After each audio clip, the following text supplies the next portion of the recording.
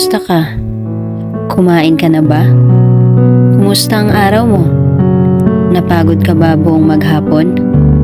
Okay ka ba?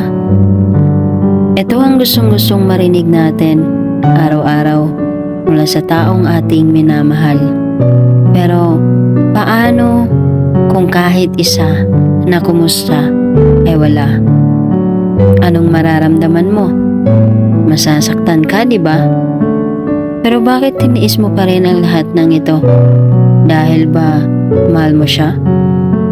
Alam mo, hindi naman kailangan magtiis eh. Kailangan mo lang tanggapin na ang tao ay magbabago.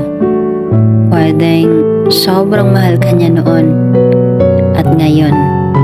Pero darating ang araw, magbabago ang lahat. Bigla ka lang mamulat na hindi na pala ikaw ang kailangan niya.